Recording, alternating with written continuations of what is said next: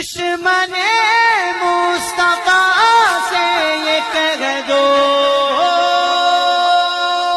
خیر چاہے تو ہم سے نہ الجھے، کیوں ہم غلامان احمد رضا ہیں، کوئی بھی ہم سے جیتا نہیں۔ ٹرو اسلام ایپ کو پلے اسٹور سے ضرور ڈاؤن لوڈ کیجیے اور شیئر کیجیے۔ میرے سنی بریلوی حنفی بھائیوں، السلام علیکم ورحمۃ اللہ وبرکاتہ۔ سامعین محترم، تو آپ حضرات نے سماعت کی کہ بدنام زمانہ وہابی نجدی دیوبھنگی یہ چھوٹا تھانوی حقانی اور ان کے دلال کیا کہتے ہیں، ان کا نام ہے محسن دیوبھنگی، یہ بات کرتے کرتے کہنے لگا کہ اب جو ہے تمہاری آواز نہیں آ رہی ہے، تم لائن پہ دکھ رہے ہو، لہٰذا یہ نہ کہنا کہ ہم لوگ بھاگ گئے۔ تو اس کے بعد میں نے فون کاٹ کے دوبارہ فون کیا اور کئی بار کال کیا، لیکن ان کے اندر اتنی ہمت نہ ہوئی کہ یہ میرے کال کو ریسیو کر کے مجھ سے دوبارہ بات کر سکے، کیونکہ یہ بیچارہ بری طرح سے پھنس چکا تھا۔ اور چونکہ آپ حضرات سنیں گے وائس میں کہ میرے یہاں اذان ہو چکی تھی، لہٰذا اس لیے میں نے ان سے کہا تھا کہ آپ زیادہ بات کرتے ہیں، یعنی کہ ذرا کم کریں، کیونکہ میں یہاں پہ امامت کرتا ہوں، مجھے نماز بھی پڑھانا ہوتا ہے۔ لہٰذا خیر اب میں ان کی حقیقت بیان کرتا ہوں کہ عارف الحقانی کیا تاثر دینا چاہتے تھے اور تھانوی کو بچانے کے لیے کیسے ناکام کوشش کر رہے تھے۔ کہہ رہے تھے کہ یہ جو بعض علوم غیبیہ مراد ہے، کہ بعض علوم غیبیہ، اگر بعض علوم غیبیہ مراد ہے تو اس میں نبی پاک صلی اللہ تعالیٰ علیہ وسلم کی ہی کیا تخصیص ہے، اس میں نبی پاک صلی اللہ تعالیٰ علیہ وسلم ہی کی کیا تخصیص ہے۔ ایسا علم غیب تو ہر صبی و مجنون جمیع حیوانات و بہائم کے لیے حاصل ہے۔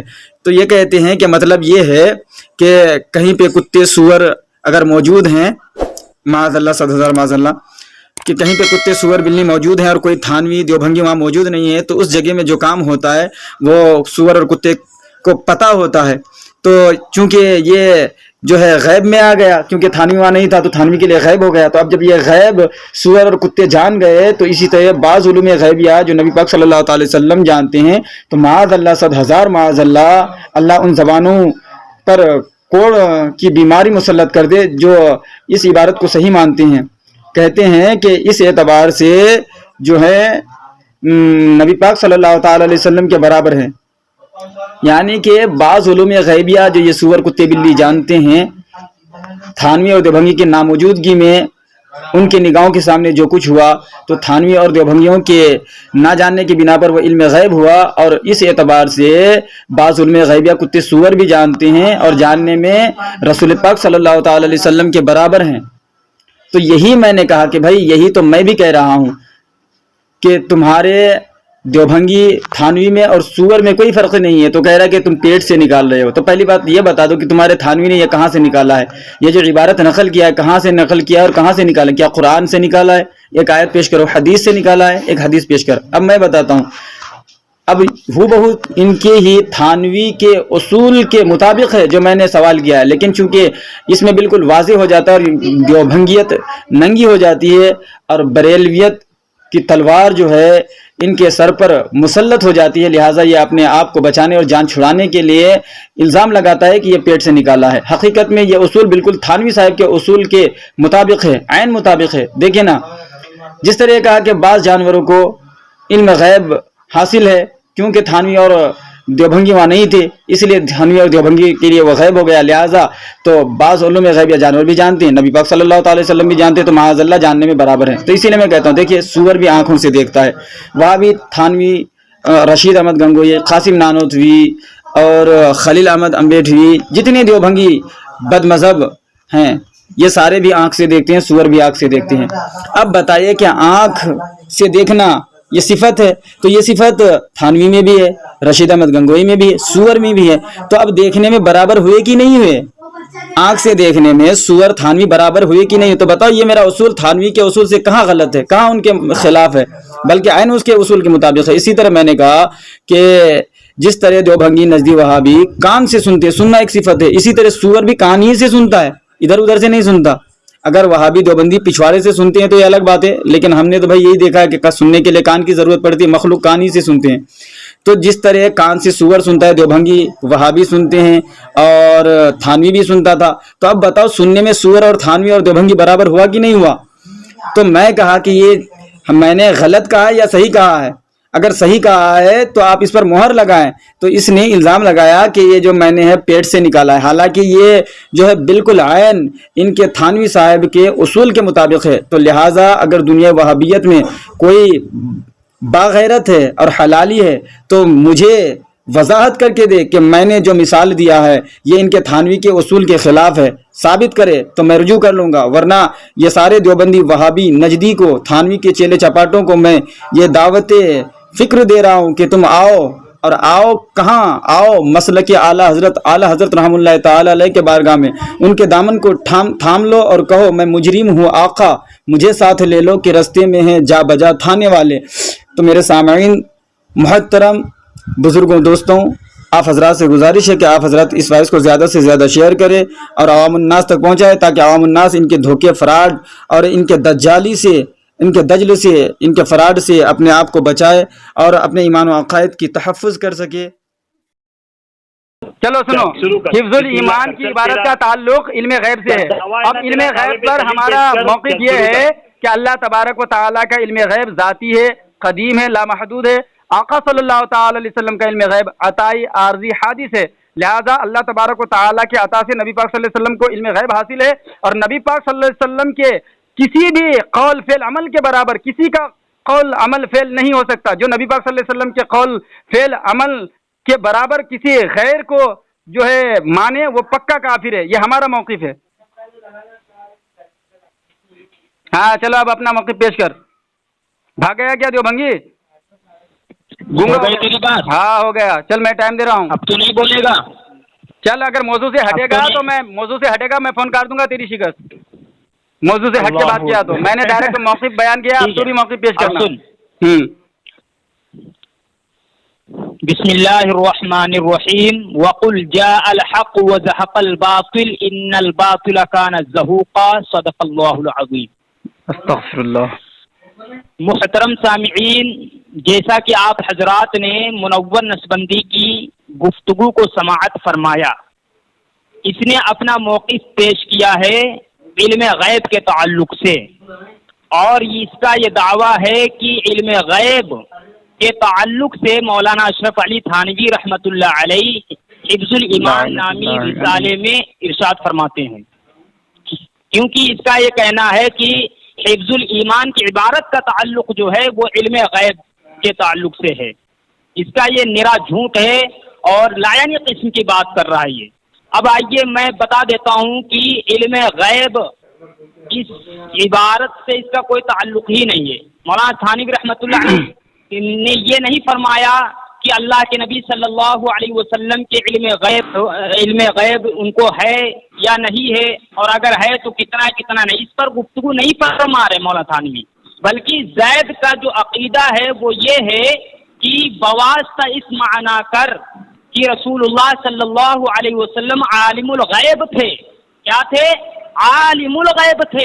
یہ سوال نہیں ہے، زید کا یہ عقیدہ نہیں ہے کہ اللہ کے نبی صلی اللہ علیہ وسلم علم غیب جانتے ہیں یا نہیں جانتے ہیں، اللہ کے نبی کو علم غیب عطا ہوئے ہیں یا نہیں عطا ہوئے ہیں، اس پر بحث نہیں ہے۔ اب مولانا اشرف علی تھانوی رحمۃ اللہ علیہ نے اسی کا جواب دیا ہے کہ عالم الغیب اللہ کے نبی کو کہنا کیسا ہے کیسا نہیں ہے، ٹھیک ہے نا۔ اگر کوئی اللہ کے نبی کو عالم الغیب کہتا ہے تو طرح طرح کی خرابیاں پیدا ہوتی ہیں جو کہ مولانا تھانوی رحمۃ اللہ علیہ نے بیان فرمائی ہیں، ٹھیک ہے نا۔ تو الحمدللہ ہم نے یہ ثابت کیا کہ زید جو اس نے عقیدہ رکھا ہے، جو استدلال کرتا ہے کہ بواسطہ اس معنی کر کہ رسول اللہ صلی اللہ علیہ وسلم عالم الغیب تھے۔ کیا تھے؟ سامعین غور سے سنیے گا، عالم الغیب تھے، تو لہذا اس کا تعلق جو ہے وہ عالم الغیب کے تحت ہے کہ عالم الغیب اللہ کے نبی کو کہنا درست ہے یا نہ درست ہے، ٹھیک ہے نا۔ اس نے جو ہے علم غیب کی بات چھیڑی ہے، اس پر جو ہے اپنا موقف اور نہ جانے کیا دنیا داری بتلا رہا ہے، مجھ سے کوئی غرض نہیں، ٹھیک ہے نا۔ اگر میرا وقت اگر پورا ہو گیا ہو، کیا کر رہا ہے وہ بول کیوں نہیں رہا ہے؟ ٹائم ہو گیا، میرا وقت پورا ہوا۔ ہاں سامعین محترم، میں نے الحمدللہ اپنا موقف پیش کیا علم غیب کے تعلق سے، اور یہ بھی واضح کیا کہ جو کسی بھی قول فعل عمل کو نبی پاک صلی اللہ علیہ وسلم کے برابر بتائے گا کسی کا بھی، تو وہ نرے کافر ہے۔ جیسے کہ تھانوی صاحب نے جو ہے زید، عمر اور کتے سور سارے چوپائے کے جو ہیں فعل کو نبی پاک صلی اللہ علیہ وسلم کے برابر بتایا ہے، ٹھیک ہے۔ اب یہ کہتے ہیں، تو پہلی بات اس نے موقف اپنا بیان نہیں کیا، میں نے ان سے موقف بیان کرنے کو کہا کہ اس میں علم غیب کرنے، اب میں آپ کو سنا، اس نے عبارت نہیں پڑھی، اگر اس میں دمخم ہے یہ عبارت پڑھے گا، عبارت ہے پھر یہ کہ آپ کے ذات مقدسہ میں علم غیب کا حکم کیا جانا۔ دیکھیں تھانوی صاحب جواب دے رہے ہیں، یہ کہتے ہیں نا کہ یہاں علم غیب کی بات ہی نہیں ہے، کہہ رہے ہیں کہ پھر یہ کہ آپ کے ذات مقدسہ میں، پھر یہ کہ آپ کے ذات مقدسہ پر علم غیب کا حکم کیا جانا بقول زید اگر صحیح ہے تو دریافت طلب امر یہ ہے کہ اس سے مراد کل غیب ہے یا بعض غیب۔ اگر بعض علوم غیبیہ مراد ہے، کیا کہہ رہے ہیں؟ اگر بعض علوم غیبیہ مراد ہیں، اس چیز کو وہ تسلیم کر رہے ہیں تھانوی صاحب، کہ اگر اس سوال میں بعض علوم غیبیہ مراد ہیں، کیا مراد ہیں؟ علوم غیبیہ مراد ہیں، تو اس میں نبی پاک صلی اللہ تعالی علیہ وسلم ہی کی کیا تخصیص؟ ایسا علم غیب تو کیا کہتے ہیں کہ زید و عمر، ہر صبی و مجنون اور جمیع حیوانات اباہیم کو حاصل ہے۔ تو بھائی یہاں جو بالکل یہ کہہ رہے کہ یہ علم غیب کی بات بالکل واضح، علوم غیبیہ، میں نے علم غیب کا حکم کیا جانا، پھر علوم غیبیہ مراد ہیں، میں دونوں چیز یہاں پہ دکھا رہا ہوں، یہ کہتے ہیں کہ علم غیب کا تعلق اس عبارت سے ہے ہی نہیں ہے، تو الحمدللہ میں نے اس سے بالکل واضح ثابت کیا۔ ابھی تو میں تعلق ثابت کر رہا ہوں کہ ہے کہ نہیں، اس کے بعد اس میں پھر کفر ثابت کریں گے الحمدللہ، لیکن میں نے ثابت کر دیا کہ اس جو ہے عبارت کا تعلق علم غیب سے ہے، لہٰذا اگر اس میں ذرہ برابر دمخم ہے عارف الحقانی میں تو یہ اپنا موقف بیان کرے، ورنہ یہ ایسے ہی موضوع سے راہ فرار اختیار کرتا رہے۔ چلو میں پھر اپنا ٹائم دے رہا ہوں ان کو۔ بسم اللہ الرحمن الرحیم۔ محترم سامعین، آپ نے منور نشبندی کی گفتگو کو سماعت فرمایا، اس نے جو عبارت پڑھی ہے بالکل غلط پڑھی ہے، اس کو الفاظ کیا ہیں اور اس کو میں کیا پڑھ رہا ہوں، اباہیم کیا ہوتا ہے، اس نے غلط پڑھا، اباہیم ہے ہی نہیں وہاں پر، ہے نا، اور اس نے پڑھا پھر یہ کہ آپ کی ذات مقدسہ میں کا لفظ کہاں سے لایا، یعنی بریلوی مناظر کو ابھی تک عبارت کا صحیح علم نہیں ہے، عبارت بیچارہ صحیح سے بریلوی مناظر نہیں پڑھ سکتا، تو یہ مناظرہ کیا خاک کرے گا۔ اب آئیے میں آپ کو بتاتا ہوں، اللہ کے نبی صلی اللہ علیہ وسلم کو زید بواسطہ کے اعتبار سے کیا مانتا ہے؟ عالم الغیب مانتا ہے۔ اسی کا جواب مولانا تھانوی رحمۃ اللہ علیہ دیتے ہیں، کہتے ہیں پھر یہ کہ آپ کی ذات مقدسہ پر علم غیب کا حکم کیا جانا اگر بقول زید صحیح ہے، یعنی آپ صلی اللہ علیہ وسلم کی ذات مقدسہ پر عالم الغیب کا اطلاق کرنا اگر زید کے قول کے مطابق صحیح ہے، تو دریافت طلب یہ امر ہے اسی زید سے جو اللہ کے نبی صلی اللہ علیہ وسلم کو عالم الغیب کہتا ہے، اسی زید سے مولانا تھانوی رحمۃ اللہ علیہ طلب فرما رہے ہیں کہ اس سے مراد کیا ہے، یعنی جو اللہ کے نبی صلی اللہ علیہ وسلم کو عالم الغیب کہتا ہے تو کس وجہ سے کہتا ہے؟ کل غیب کی وجہ سے یا بعض غیب کی وجہ سے؟ پھر فرماتے ہیں کہ اگر بعض علوم غیبیہ مراد ہیں، کیونکہ کل غیب کا علم تو صرف اللہ کو ہے، بریلوی بھی مانتے ہیں، اس کی اگر یہ جواب معلوم کرے گا مجھ سے یا حوالہ مانگے گا تو میں کیا بولتے ہیں مولوی احمد رضا بریلوی سے دکھاؤں گا۔ ایک بات، پھر دوسرے جو مولانا تھانوی رحمۃ اللہ علیہ نے بیان فرمائی ہے، دیکھ رہا ہے کیا دلال؟ کہاں گیا؟ وہ ٹائم نہیں دیکھ رہا ہے کیا؟ ٹائم ہو گیا تمہارا 2 منٹ۔ کتنا ہوا؟ 2 منٹ ہو گیا، 2 منٹ۔ سامعین محترم، بولنا شروع کیا تھا میں نے؟ ارے 21 میں شروع کیا تھا، 23 ہو گیا۔ سامعین 21 میں شروع کیا تھا، 23 ہو گیا ٹائم، 8:23 ہو گیا، پھر میرا ابھی تو ایسے ہی بول بول کے ٹائم لے لے گا۔ سامعین محترم، اس نے عبارت میں ڈنڈی ماری ہے، میں ٹائم دیکھ لیتا ہوں کتنا ہوا، 23 ہو رہا ہے ابھی۔ اس نے عبارت میں ڈنڈی ماری ہے، اس نے تو پہلی بات یہ کہا کہ بواسطہ جو ہے زید نبی پاک صلی اللہ تعالی علیہ وسلم کو جو ہے عالم الغیب مانتا ہے، یہ عبارت دکھائی ہے، اس کی ذمہ داری، ورنہ لعنت اللہ علی الکاذبین، ویسے بھی تو ان پر تو اللہ کی لعنت و پھٹکار برستی رہتی ہے۔ دوسری بات یہ کہ اس نے دوسری عبارت یہ پڑھی، پھر یہ کہ آپ کے ذات مقدسہ پر عالم الغیب کا حکم کیا جانا، یہ بھی یہ عبارت میں دکھائے گا کہ عالم الغیب کا حکم کیا جانا وہاں پہ کہاں ہے، دکھائے گا، ٹھیک ہے، دوسری بات۔ اور تیسری بات یہ کہ یہ پوچھ رہا بھی، یہ پوری بات نہیں کر پا رہی تھی، اس نے پوری بات جو اس نے جو ہے بات پوری نہیں کی، لہذا اب میں ان دو چیزوں کا ان سے تقاضا کر رہا ہوں کہ ایک تو یہ دکھائے کہ بواسطہ زید یہ عقیدہ رکھتا تھا، عبارت میں کہاں دکھائے، اور دوسرا یہ کہ بقول کیا کہتے ہیں کہ پھر یہ کہ نبی پاک صلی اللہ علیہ وسلم کے ذات پاک پر جو ہے، پھر یہ کہ آپ کے ذات مقدسہ پر عالم الغیب کا حکم کیا جانا، یہ عبارت کہاں ہے، یہ مجھے دکھائے۔ چلو میں ٹائم دے رہا ہوں آپ کو، بولو۔ ٹھیک ہے۔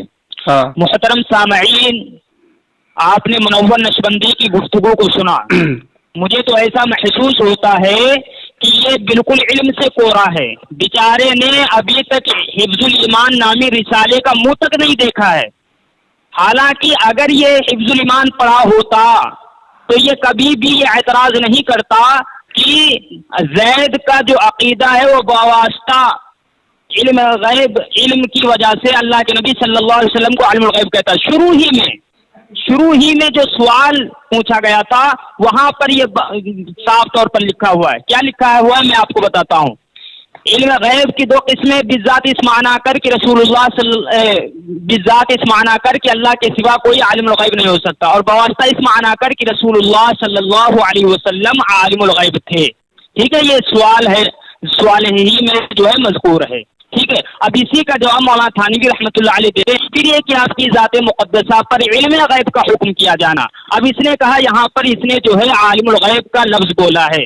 محترم سامعین، ہم نے علم غیب بولا تھا پہلے بھی، اب بھی بول رہا ہوں، بلکہ ہم نے اس کی تشریح بیان کی تھی کہ پھر یہ کہ آپ کی ذات مقدسہ پر علم غیب کا حکم کیا جانا اگر بقول زید صحیح ہے، یعنی میں نے کیا کہا تھا، اس کی تشریح بنائی، یعنی کر کے تشریح بیان کی کہ یعنی پھر یہ کہ آپ کی ذات مقدسہ پر عالم الغیب کا اطلاق کرنا اگر بقول زید صحیح ہے، یعنی زید جو اللہ کے نبی صلی اللہ علیہ وسلم کو بواسطہ کے اعتبار سے عالم الغیب کہتا ہے، آپ کی ذات پر عالم الغیب کا اطلاق کرتا ہے، اگر بقول زید صحیح ہے تو دریافت طلب یہ امر ہے اسی زید سے۔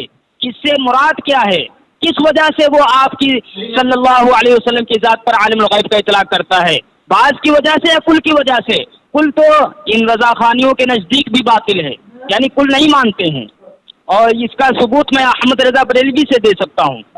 رہی یہ جو دوسری شک ہے تو یہ ہے کہ اگر بعض علوم غیبیہ مراد ہیں تو اس میں حضور ہی کی کیا تخصیص ہے، سمجھ رہے ہیں؟ رہی اگر بعض علوم غیبیہ مراد ہیں تو اس میں حضور ہی کی کیا تخصیص ہے، ایسا علم غیب یعنی بعض چیزوں کا علم غیب، بعض چیزوں کا علم، بعض علوم غیبیہ تو سبھی کو ہے نا، یعنی بعض علوم غیبیہ کی وجہ سے اگر زید عارف الحقانی 3 منٹ ہو گیا۔ سامعین محترم، چلے اس نے خود جو ہے عبارت پڑھ کے یہ بتا دیا کہ اس میں کئی 3 جگہ تقریباً علم غیب کا تذکرہ ہے۔ ٹھیک ہے، یہ جو ہے کہ پھر اگر کیا کہتے ہیں وہ کہنا کہ پھر یہ ہے کہ آپ کے ذات مقدسہ پر علم غیب کا حکم کیا جانا، یہ یعنی کا بھوت، تھانوی کا بھوت چڑھا کر کے اس کو عالم الغیب کہتے ہیں، یعنی ان کے یہاں علم غیب اور عالم الغیب میں کوئی فرق نہیں ہے، مطلب یہ عالم الغیب اور علم غیب کو ایک ہی سمجھتے ہیں، اس لیے بیچارہ یہاں پہ یعنی کا معنی کر کے اپنے تھانوی صاحب کو بچانا چاہتے ہیں، جو بالکل فرضی بات ہے۔ بالکل تھانوی صاحب نے واضح لکھا ہے کہ اگر جو ہے پھر یہ ہے کہ آپ کے ذات مقدسہ پر علم غیب کا حکم کیا جانا، عالم الغیب کا نہیں، علم غیب کا حکم کیا جانا بقول زید اگر صحیح ہے تو دریافت طلب امر یہ ہے کہ اس غیب سے مراد کل غیب ہے یا بعض غیب؟ کل غیب کی اس نے خود نفی کر دی، اور اس نے کہا کہ اب خود ہی کہہ رہا کہ اگر بعض علوم غیب، کیا علوم غیبیہ وہاں بھی نہیں سمجھتے ہیں، شاید پتہ نہیں ہے کیا کھا کے آئے ہیں، کیا پی کے آئے، کیا بولتے ہیں، خود نے بالکل واضح لکھا اگر بعض علوم غیبیہ، ہم تو یہی کہہ رہے ہیں بھائی علم غیب سے تعلق ہے اس عبارت کو، جیسے لکھا ہے اگر بعض علوم غیبیہ مراد ہے تو اس میں معاذ اللہ نبی پاک صلی اللہ تعالی علیہ وسلم ہی کی کیا تخصیص، ایسا علم غیب تو ایسے دیکھ یہاں پہ بھی علم غیب کا تذکرہ، ایسا علم غیب تو زید و عمر، ہر سبی و مجنون، جمیع حیوانات وہ بہائم کے لیے بھی حاصل ہے۔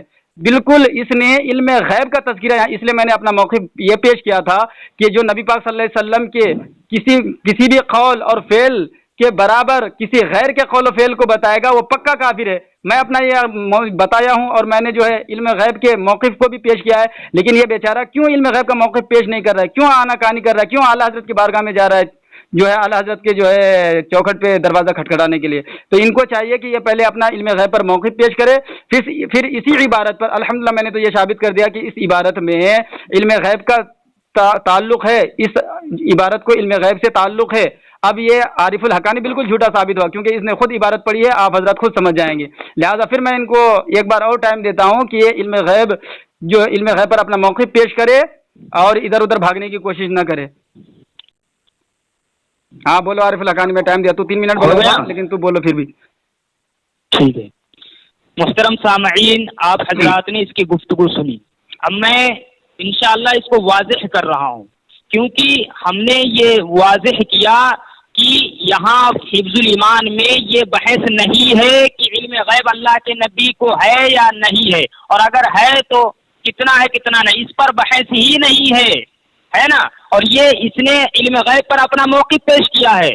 جب بحث نہیں ہے تو علم غیب پر موقف کا مطالبہ کرنا اس کا بیجا ہے, باطل مردود ہے نا.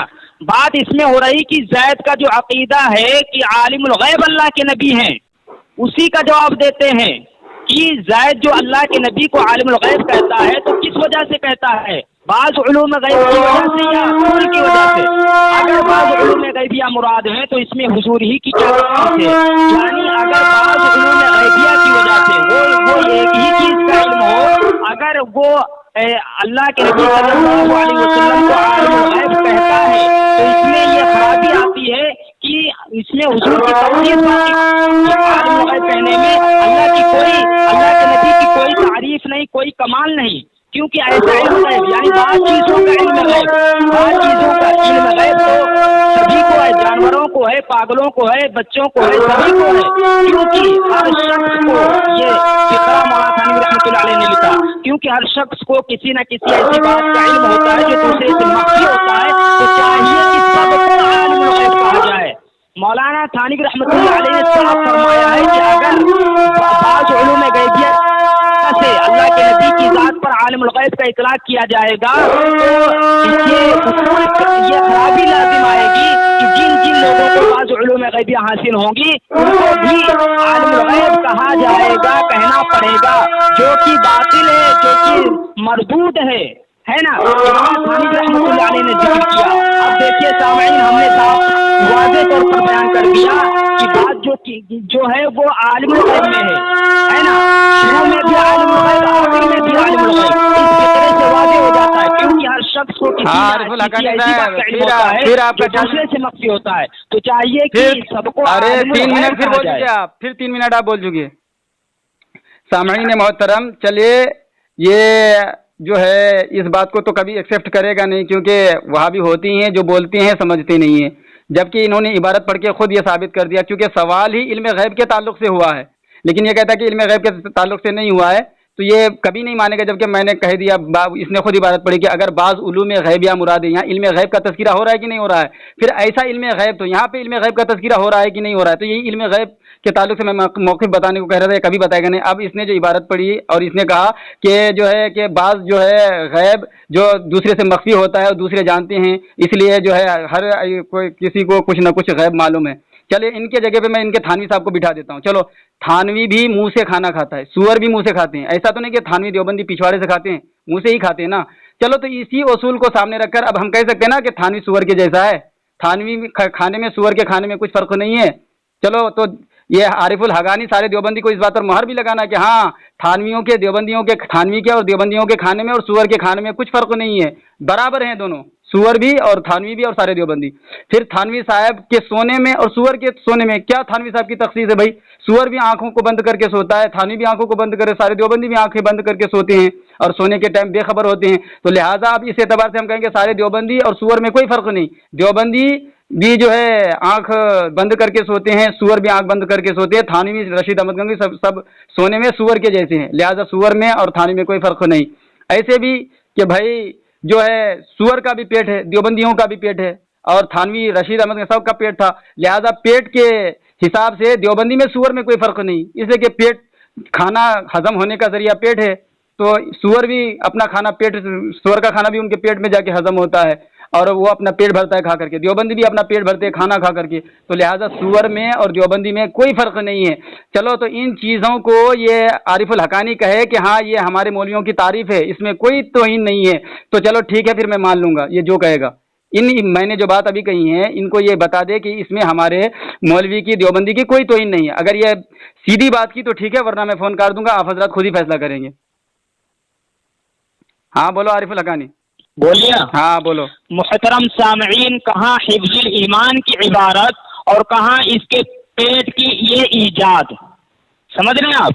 اس نے کہا ہے کہ جیسے تھانوی کھانا کھاتے ہیں ویسے جو ہے سور بھی کھانا کھاتے ہیں، تو اس میں تھانوی صاحب کی کیا تخصیص ہے نا؟ تو ایسے جیسے کر کے اس نے جو ہے یہ اپنے پیٹ کی ایجاد یہ سب بکواس کی ہے، ٹھیک ہے؟ حالانکہ ایمان کا اس سے کوئی تعلق ہے نہیں۔ استغفر اللہ، لعنت اللہ، بتلایا جا رہا ہے کہ اگر بعض علوم غیبیہ مراد ہے، یعنی اگر بعض علوم غیبیہ کی وجہ سے زید اللہ کے نبی کی ذات پر عالم الغیب کا اطلاق کرتا ہے، آپ کو عالم الغیب کہتا ہے، اور اس کا یہ قرینہ ہے، اس کا یہ اصول ہے کہ جن جن لوگوں کو جو ہے بعض علوم غیبیہ حاصل ہوں گے یا بعض علوم غیب پتہ ہوں گے ان کو جو ہے عالم الغیب کہیں گے۔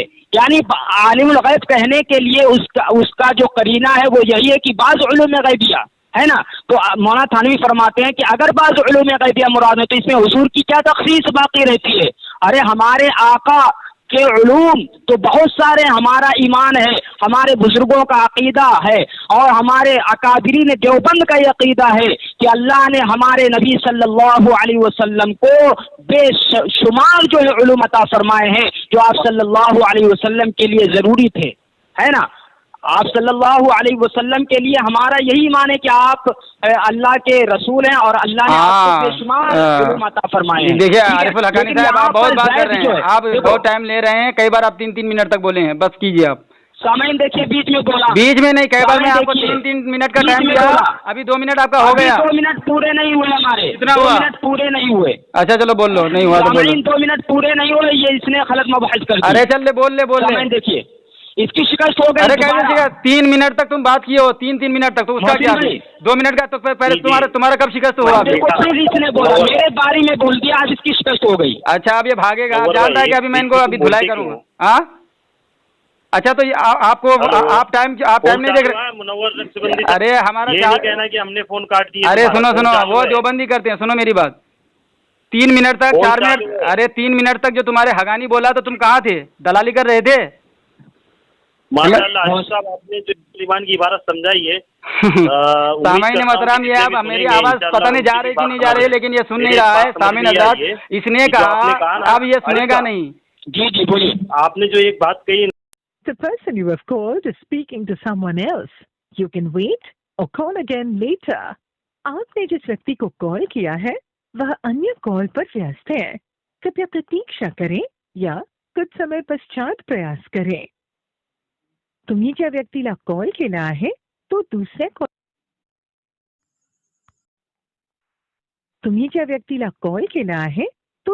कॉलवर व्यस्त आहे. कृपया प्रतीक्षा करा किंवा थोड्या वेळाने पुन्हा प्रयत्न करा. The person you have called is speaking to someone else.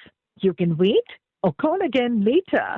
आपने जिस व्यक्ति को कॉल किया है वह अन्य कॉल पर व्यस्त है, कृपया प्रतीक्षा करें या कुछ समय पश्चात प्रयास करें. तुम्ही ज्या व्यक्तीला कॉल केला आहे तो दुसऱ्या कॉलवर व्यस्त आहे. कृपया प्रतीक्षा करा किंवा थोड्या वेळाने पुन्हा प्रयत्न करा. The person you have called is speaking to someone else. You can wait or call again later. आपने जिस व्यक्ति को कॉल किया है वह अन्य कॉल पर व्यस्त है. तुमच्याद्वारे डायल केला गेलेला नंबर ह्या वेळेस व्यस्त आहे. तुम्ही ज्या व्यक्तीला कॉल केला आहे तो दुसऱ्या कॉलवर व्यस्त आहे. कृपया प्रतीक्षा करा किंवा थोड्या वेळाने पुन्हा प्रयत्न करा. The person you have called is speaking to someone else. You can wait or call again.